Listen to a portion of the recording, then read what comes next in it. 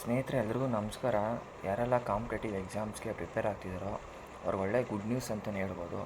ಏನಪ್ಪ ಅಂತಂದರೆ SSC staff selection ಕಮಿಷನಿಂದ ನೋಟಿಫಿಕೇಷನ್ ರಿಲೀಸ್ ಆಗಿದೆ. ಸ್ಟೀನೋಗ್ರಾಫರ್ಗೆ ಗ್ರೇಡ್ ಸಿ ಮತ್ತು ಗ್ರೇಡ್ ಡಿಗೆ ನೋಟಿಫಿಕೇಷನ್ನು ಅಪ್ಲೈ ಮಾಡೋದು ಡೇಟ್ ಯಾವತ್ತು ಮತ್ತು ಎಂಡ್ ಡೇಟ್ ಯಾವತ್ತು, ಜೊತೆಗೆ ಏಜ್ ಎಷ್ಟು ಇರಬೇಕು, ಜೊತೆಗೆ ಕ್ವಾಲಿಫಿಕೇಷನ್ ಏನಿರಬೇಕು ಎಲ್ಲ ಸಂಪೂರ್ಣವಾಗಿ ಈ ವಿಡಿಯೋದಲ್ಲಿ ತಿಳಿಸ್ಕೊಡ್ತೀನಿ ನಿಮಗೆ.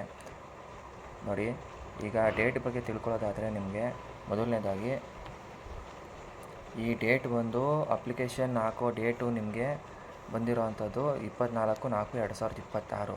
ನಿಮಗೆ ಲಾಸ್ಟ್ ಡೇಟ್ ಬಂದು 15/5/2026 ಅಂದರೆ ಮೇ 15ರವರೆಗೂ ನಿಮಗೆ ಟೈಮ್ ಇರುತ್ತೆ. ಅಷ್ಟರೊಳಗಡೆ ಬೇಗ ಅಪ್ಲಿಕೇಶನ್ ಹಾಕಿ. ಆದರೆ ಲಾಸ್ಟ್ ವೀಕಲ್ಲಿ ನೀವು ಯಾವುದೇ ಕಾರಣಕ್ಕೂ ಅಪ್ಲಿಕೇಶನ್ ಹಾಕೋಕ್ಕೆ ಹೋಗಬೇಡಿ, ಯಾಕಂತಂದರೆ ಸರ್ವರ್ ಎರರ್ ಬರುತ್ತೆ ನಿಮಗೆ. ಜೊತೆಗೆ ಲಾಸ್ಟ್ ಟೈಮ್ ಅಂತ ಅಂದರೆ ಆನ್ಲೈನ್ ಫೀಸ್ ಪೇಮೆಂಟ್ಗೆ ನಿಮಗೆ 1 ದಿನ ಎಕ್ಸ್ಟ್ರಾ ಸಿಗುತ್ತೆ ಸ್ನೇಹಿತರೆ. 16ನೇ ತಾರೀಕುವರೆಗೂ ನೀವು 16ನೇ ತಾರೀಕುವರೆಗೂ ಫೀಸ್ ಪೇಮೆಂಟ್ ಮಾಡ್ಬೋದು. ನೋಡಿ, ಇದು ನೋಟಿಫಿಕೇಷನ್ನು. ಈ ನೋಟಿಫಿಕೇಷನ್ ನಾವು SSC ವೆಬ್ಸೈಟಿಂದನೇ ಡೌನ್ಲೋಡ್ ಮಾಡಿರೋವಂಥದ್ದು.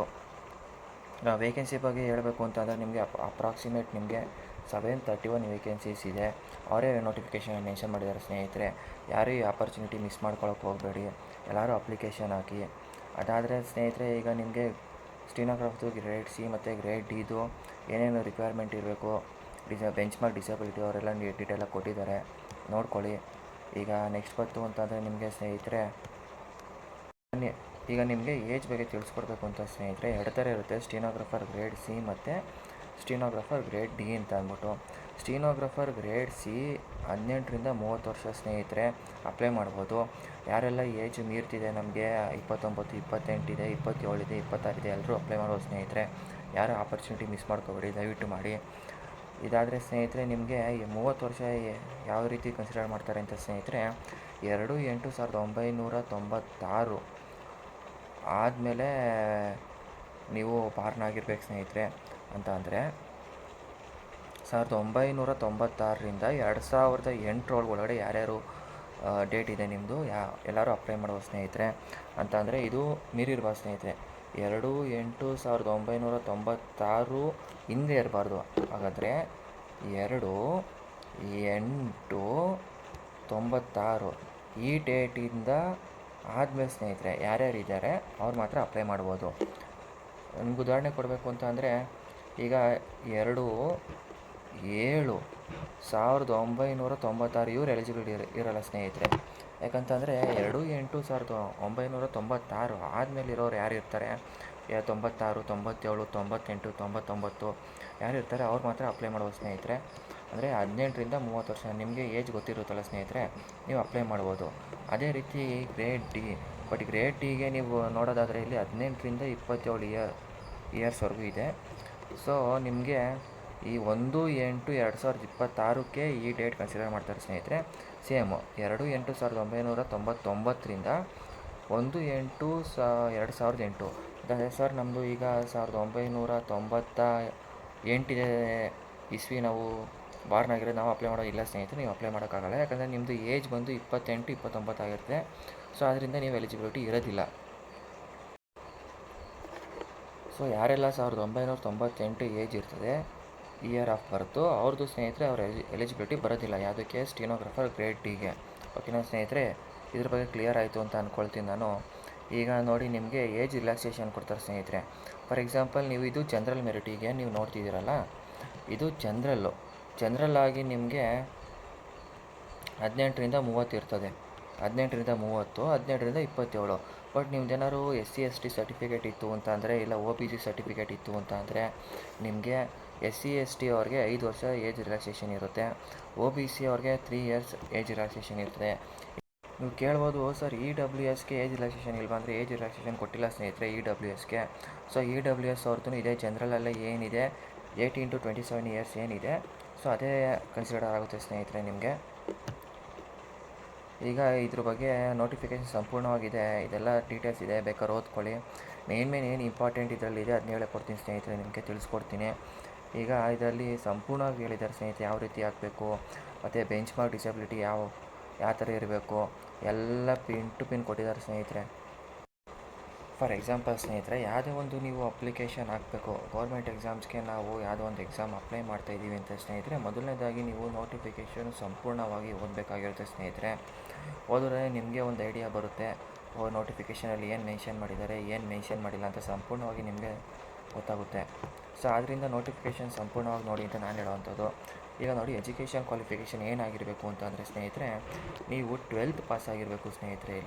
ಇಲ್ಲೇನು ಕೇಳಿದ್ದಾರೆ, candidates must have pass 12th standard or equivalent examination. 12th ಅಥವಾ ಈಕ್ವಿಲೆಂಟ್ ಎಕ್ಸಾಮಿನೇಷನ್ ಪಾಸ್ ಆಗಿರಬೇಕು. ಈಗ ನಿಮಗೆ on or before cut off 1/8/2026 ಒಳಗಡೆ ನಿಮ್ಮದು ಪಾಸ್ ಆಗಿರಬೇಕು ಅಂತ ಕೊಟ್ಟಿದ್ದಾರೆ ಸ್ನೇಹಿತರೆ.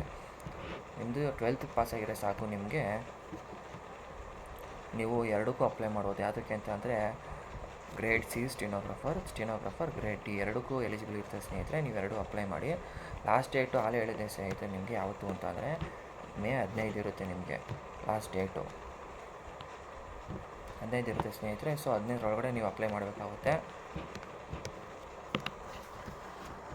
ಈಗ ಹೇಗೆ ಅಪ್ಲೈ ಮಾಡಬೇಕು ಅನ್ನೋದು ಹೇಳ್ಕೊಡ್ತೀನಿ ಸ್ನೇಹಿತರೆ. ನಿಮಗೆ ಒಂದು ಡೌಟ್ ಇರ್ತದೆ, ಸರ್ ನಾವು ಹೇಗೆ ಅಪ್ಲೈ ಮಾಡೋದು? ಕ್ಯಾಂಡಿಡೇಟ್ಸ್ ಯಾರೇ ಅಪ್ಲಿಕೇಶನ್ ಆಗಬೇಕು ಅಂತ ಅಂದರೆ ಯಾವುದೇ ರೀತಿ ಬೇರೆ ವೆಬ್ಸೈಟ್ ಯಾವುದೂ ಇರೋದಿಲ್ಲ ಸ್ನೇಹಿತರೆ. Official website S S C ಕಡೆಯಿಂದನೇ ಹಾಕಬೇಕಾಗುತ್ತೆ ಸ್ನೇಹಿತರೆ. ಅವ್ರದ್ದೇ ಒಂದು ಲಿಂಕ್ ಇದೆ, ನೀವು ಲಾಗಿನ್ ಪ್ರೊಫೈಲ್ ಕ್ರಿಯೇಟ್ ಮಾಡಬೇಕಾಗುತ್ತೆ. ಪ್ರೊಫೈಲ್ ಕ್ರಿಯೇಟ್ ಮಾಡಿ ಅದರಲ್ಲಿ ಸ್ನೇಹಿತರೆ ನೀವು ಅಪ್ಲಿಕೇಶನ್ ಆಗಬೇಕಾಗುತ್ತೆ. ಬಟ್ ಇದರಲ್ಲಿ ಏನಪ್ಪ ಒಂದು ಸ್ಪೆಷಲ್ಲು ಹೇಳಿದ್ದಾರೆ ಅಂತಂದರೆ, ನೀವು ಕ್ಲೋಸಿಂಗ್ ಡೇಟ್ ಒಳಗಡೆ ನೀವು ಅಪ್ಲೈ ಮಾಡಬೇಕಾಗುತ್ತೆ, 15 ನೀವು ಮೇ ಒಳಗಡೆ. ಬಟ್ ಇದರಲ್ಲಿ ಲೈವ್ ಫೋಟೋ ತೆಗಿಬೇಕಾಗುತ್ತೆ ಫೋಟೋಗೆ. ಅದಾದಮೇಲೆ ಇನ್ನೊಂದು ಏನಪ್ಪ ಅಂತಂದರೆ ಸಿಗ್ನೇಚರ್, ಫೋಟೋ ಒಂದು ಸಿಗ್ನೇಚರ್ ಇವೆರಡು ಮಾತ್ರ ನೀವು ಅಪ್ಲೋಡ್ ಮಾಡಬೇಕಾಗುತ್ತೆ ಸ್ನೇಹಿತರೆ. ನಿಮ್ಮ ಮಾಮೂಲಿ ಏನಪ್ಪ ಅಂತಂದರೆ ಅಥೆಂಟಿಕೇಷನ್ ಇರ್ತದೆ, ಆಧಾರ್ ಬೇಸ್ಡ್ ಅಥೆಂಟಿಕೇಷನ್ ಇರ್ತದೆ ನೀವು ಅಪ್ಲಿಕೇಶನ್ ಹಾಕ್ಬೇಕಾದ್ರೆ. ಸೊ ಅದು ನೀವು ಮಾಡಬೇಕಾಗಿರುತ್ತೆ. ಅದು ಮಾಡಿದ್ರೆ ಸ್ನೇಹಿತರೆ ನಿಮಗೆ ಇಲ್ಲಿ ನೋಡಿ, ಫೋಟೋ ಬಗ್ಗೆ ಒಂದು ಕೊಟ್ಟಿದ್ದಾರೆ ನಿಮಗೆ. ಏನಂತ ಹೇಳಿದ್ದಾರೆ ಅಂತಂದರೆ, for applying candidate is not required to have a pre existing photograph. ನೀವೇನು ಮಾಡ್ತೀರಾ ಅಂತಂದರೆ, ನೀವು ಫೋಟೋ ತೆಗಿಸ್ಕೊಂಡು ನೀವು ಪಾಸ್ಪೋರ್ಟ್ ಸೈಜು ನೀವು ಇಟ್ಕೊಂಡಿರ್ತೀರ. ಸೊ ಅದನ್ನ ನೀವು ಸ್ಕ್ಯಾನ್ ಮಾಡಿ ಅಪ್ಲೋಡ್ ಮಾಡೋಕ್ಕೆ ಬರೋದಿಲ್ಲ ಸ್ನೇಹಿತರೆ. ಯಾಕಂತಂದರೆ ನೀವು ಅಪ್ಲಿಕೇಶನ್ ಹಾಕೋ ಸಂದರ್ಭದಲ್ಲಿ ಏನಪ್ಪ ಅಂತಂದರೆ ನೀವು ಲೈವ್ ಫೋಟೋ ಕೊಡಬೇಕಾಗಿರುತ್ತೆ. ನೀವು ಲೈವ್ ಫೋಟೋ ಅಂತಂದರೆ ನೀವು ಕೊಡಬೇಕಾದ್ರೆ ಏನಿರುತ್ತೆ ಅಂತಂದರೆ, capture a photo the candidate filling up the application form the candidate has to stand. ನೋಡಿ, ನೀವು ಹೇಗಿರಬೇಕು ಅಂತಂದರೆ ನೀವು ನಿಂತ್ಕೊಳ್ಬೇಕಾಗುತ್ತೆ. ನಿಂತ್ಕೊಂಡು ನೀವು ಅಲ್ಲಿ ಪ್ರಾಂಪ್ಟ್ ಕೊಡುತ್ತೆ. ಪ್ರಾಂಪ್ಟ್ ಕೊಟ್ಟಾಗ ಏನು ಮಾಡಬೇಕು ಅಂತಂದರೆ ನೀವು ಕ್ಯಾಪ್ಚರ್ ಮಾಡಬೇಕಾಗುತ್ತೆ. ನೀವು ಲ್ಯಾಪ್ಟಾಪಲ್ಲಿ ಅಪ್ಲಿಕೇಶನ್ ಹಾಕ್ತಿರೋ ಸ್ನೇಹಿತರೆ, ನಿಮಗೆ ಅಲ್ಲಿ ಬಾರ್ ಕೋಡ್ ಒಂದು ಕೊಟ್ಟಿರ್ತಾರೆ. ಇಲ್ಲ ಅಂತ ಅಂದರೆ ನಿಮಗೆ ಆ ಸ್ಕ್ಯಾನ್ ಮಾಡಿದ್ರೆ ನಿಮಗೆ ಈ ಒಂದು ವೆಬ್ಸೈಟ್ ಓಪನ್ ಆಗುತ್ತೆ. ಮೊಬೈಲಲ್ಲಿ ನೀವು ಸ್ಕ್ಯಾನ್ ಮಾಡಿದ್ರೆ ಈ ವೆಬ್ಸೈಟ್ ಓಪನ್ ಆಗುತ್ತೆ. ವೆಬ್ಸೈಟ್ ಓಪನ್ ಆಗಿ ನಿಮಗೆ ಕ್ಯಾಮ್ರಲ್ಲಿ ಪ್ರಾಂಪ್ಟ್ ಬರುತ್ತೆ ಸ್ನೇಹಿತರೆ. ಪ್ರಾಂಪ್ಟಲ್ಲಿ ನೀವು ಓಕೆ ಕೊಟ್ಟರೆ ನಿಮಗೆ ಅದು ತಗೊಳುತ್ತೆ ಸ್ನೇಹಿತರೆ. ಇಲ್ಲ ಅಂತಂದರೆ ನಿಮಗೆ SSC ಅಂತ ಒಂದು ಅಪ್ಲಿಕೇಶನ್ ಇದೆ, ಏನಿದೆ ಅಂದರೆ ಆ್ಯಪ್ ಇದೆ ಸ್ನೇಹಿತರೆ. ಆ್ಯಪ್ ಮುಖಾಂತರ ನೀವು ಲಾಗಿನ್ ಆಗಿಬಿಟ್ಟು ಸ್ನೇಹಿತರೆ, ಅಪ್ಲಿಕೇಶನ್ ಲಾಗಿನ್ ಆಗಿಬಿಟ್ಟು ನೀವು ಕೊಡ್ಬೋದು. ಲೈವ್ ಫೋಟೋ ನೀವು ಕ್ಯಾಪ್ಚರ್ ಕೊಡ್ಬೋದು ಸ್ನೇಹಿತರೆ. ಬೆಟರ್ ನೀವು ಲಾಗಿನ್ ಆಗಿದಾದರೂ ಕೊಡಿ. ಇಲ್ಲಾಂತ ನಾವು ಅಪ್ಲಿಕೇಶನ್ ನೀವೆಲ್ಲರೂ ಸರ್ ನಾವು ಅಪ್ಲಿಕೇಶನ್ ಹೋಗಿ ನಾವು ಸೈಬರಲ್ಲಿ ಆಗ್ತಾಯಿದ್ದೀವಿ ಅಂತಂದರೆ ನೀವು ಬೇಕಾದ್ರೆ ಬಾರ್ಕೋಡ್ ಇರೋದು ಬಾರ್ಕೋಡ್ ಸ್ಕ್ಯಾನ್ ಮಾಡಿ ಅಲ್ಲೇ ಲೈವ್ ಆಗಿ ನೀವು ಕೊಡ್ಬೋದು ಸ್ನೇಹಿತರೆ. ಯಾಕಂತ ಅಂದರೆ ಇದು ಹೊಸ ಫೀಚರ್ ಅಂತಲೇ ಹೇಳ್ಬೋದು SSC ಕಡೆಯಿಂದ. ಯಾರು ಲಾಸ್ಟ್ ಡೇಟ್ವರೆಗೂ ವೆಯ್ಟ್ ಮಾಡಬೇಡಿ ಸ್ನೇಹಿತರೆ, ನೀವು ಎಲ್ಲ ಅಪ್ಲೈ ಮಾಡಿ. ಈಗ ಸಿಗ್ನೇಚರ್ ಬಗ್ಗೆ ಏನು ಹೇಳಿದ್ದಾರೆ ಅಂತಂದರೆ ನೋಡಿ, candidates are required to upload a scanned signature ಇನ್ನೇ JPG ಫಾರ್ಮೆಟಲ್ಲಿ ಇರಬೇಕು. ಅದು 10 to 20 KB ಒಳಗಡೆ ಇರಬೇಕು. ಇದು ಮತ್ತು ಸ್ಕ್ಯಾನ್ಡ್ ಇರಬೇಕು. ಅಪ್ಲಿಕೇಶನ್ಸ್ ಸಿಗ್ನೇಚರ್ ಹೈಟು ಎಲ್ಲ ಡೈಮೆನ್ಷನ್ ಎಲ್ಲ ಮೆನ್ಷನ್ ಮಾಡಿದ್ದಾರೆ ಸ್ನೇಹಿತರೆ. ನಿಮಗೆ ಈಗ ಸಿಗ್ನೇಚರ್ ಹೇಗಿರಬೇಕು ಏನು ಅಂತ ಎಲ್ಲ ಅಲ್ಲೇ ಡೀಟೇಲಾಗಿ ಕೊಟ್ಟಿರ್ತಾರೆ ಸ್ನೇಹಿತರೆ. ಅಕ್ಸೆಪ್ಟೆಡ್ ಯಾವುದು ಇರ್ತದೆ, ರಿಜೆಕ್ಟೆಡ್ ಯಾವ ಥರ ಮಾಡ್ತೀವಿ ಅಂತ ಎಲ್ಲ ಕೊಟ್ಟಿರ್ತಾರೆ ಸ್ನೇಹಿತರೆ. ಸೊ ನಿಮಗೆ ಈಗ ಡೀಟೇಲ್ಸ್ ಗೊತ್ತಾಯಿತು ಸ್ನೇಹಿತರೆ. ಈಗ ಅಪ್ಲಿಕೇಶನ್ ಡೀಟೇಲ್ಸ್ ಏನಪ್ಪ ಅಂತಂದರೆ ಎಲ್ಲ ಡೀಟೇಲಾಗಿ ಗೊತ್ತಾಗಿದೆ ಸ್ನೇಹಿತರೆ. ಏನಪ್ಪ ಅಂತಂದರೆ ಡೇಟ್ ಯಾವತ್ತಿಂದ ಯಾವತ್ತು ಅಪ್ಲೈ ಮಾಡೋವಂಥದ್ದು, ಏಜ್ ಎಷ್ಟಿರಬೇಕು, ಮ್ಯಾಕ್ಸಿಮಮ್ ಏಜ್ ಲಿಮಿಟ್ ಎಷ್ಟಿದೆ, ಕ್ವಾಲಿಫಿಕೇಷನ್ ಏನಿದೆ, ಮತ್ತು ಅಪ್ಲೈ ಮಾಡೋದು ಹೇಗೆ ಮಾಡಬೇಕು ಅಂತ ಎಲ್ಲ ಡೀಟೇಲಾಗಿ ತಿಳ್ಕೊಂಡ್ರಿ. ಫೋಟೋ ಮತ್ತು ಸಿಗ್ನೇಚರೆಲ್ಲ ತಿಳ್ಕೊಂಡ್ರಿ ಸ್ನೇಹಿತರೆ. ಈಗ ನೋಡಿ, ಫೀಸ್ ಎಷ್ಟಿರುತ್ತಪ್ಪ ಅಂತಂದರೆ ಫೀಸ್ ಬಗ್ಗೆ ಮಾತಾಡೋದಾದರೆ ಸ್ನೇಹಿತರೆ ನೋಡಿ, ನೀವು ತುಂಬ ಫೀಸ್ ಹೇಳಿದ್ದಾರೆ ಸರ್ ಅಂತ ಏನು ಇರೋದಿಲ್ಲ. SSC ಕಡೆಯಿಂದ ನಿಮಗೆ 100 ರೂಪೀಸ್ ಮಾತ್ರ ಇರುತ್ತೆ. ಕೇವಲ ಎಷ್ಟಿರುತ್ತೆ, 100 ರೂಪೀಸ್ ಮಾತ್ರ ನೀವು ಅಪ್ಲೈ ಮಾಡೋವಂಥದ್ದು. ಅದರಲ್ಲೂ ನಿಮಗೆ ಸ್ನೇಹಿತರೆ ಇದು ಜನರಲ್ ಮೆರಿಟ್ ಅವ್ರಿಗೆ ಇರುತ್ತೆ ಸ್ನೇಹಿತರೆ. ಜನರಲ್ ಮೆರಿಟು ಮತ್ತು OBC ಅವ್ರಿಗೆಲ್ಲ ಇರುತ್ತೆ ಸ್ನೇಹಿತರೆ.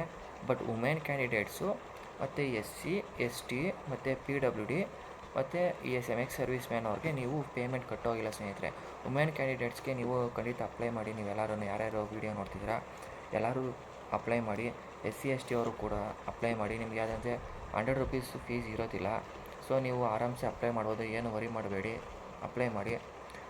ಫೀಸ್ ಹೇಗೆ ಕಟ್ಬೋದು ಅಂದರೆ ಸ್ನೇಹಿತರೆ, ನೀವೆಲ್ಲ ಆನ್ಲೈನಲ್ಲಿ ಈಗ UPI ಮುಖಾಂತರನೇ ಕಟ್ಬೋದು ಸ್ನೇಹಿತರೆ. ಇಲ್ಲೇ ಮೆನ್ಷನ್ ಮಾಡಿದ್ದಾರೆ ನೋಡಿ, fees can be paid by online through ಭೀಮ್ UPI ಇಂದನೂ ಮಾಡ್ಬೋದು ಸ್ನೇಹಿತರೆ. ನೆಟ್ ಬ್ಯಾಂಕಿಂಗಿಂದನೂ ಮಾಡ್ಬೋದು, ವೀಸಾ ಮುಖಾಂತರ ಮಾಡ್ಬೋದು. ನಿಮ್ಮ ಕಾರ್ಡು ಮಾಮೂಲಿ Visa, Mastercard, Maestro, RuPay, debit card, ಎಲ್ಲ ಕಾರ್ಡಲ್ಲೂ ಮಾಡ್ಬೋದು ಸ್ನೇಹಿತರೆ. ಆನ್ಲೈನ್ ಫೀಸ್ ಪೇಮೆಂಟ್ ನಿಮ್ಗೆ ಗೊತ್ತಿದೆ, 16/5/2026 23 ಅವರ್ಸು 11 ಗಂಟೆ ಒಳಗಡೆ ನೀವು ಫೀಸ್ ಪೇಮೆಂಟ್ ಮಾಡಬೇಕಾಗಿರುತ್ತೆ ಸ್ನೇಹಿತರೆ. ಯಾರೂ ಮಿಸ್ ಮಾಡ್ಕೋಬೇಡಿ. ಈ ಆಪರ್ಚುನಿಟಿ ಎಲ್ಲರೂ ಅಪ್ಲೈ ಮಾಡಿ. ಎಲ್ಲರಿಗೂ ಒಳ್ಳೆಯದಾಗಲಿ. Thank you.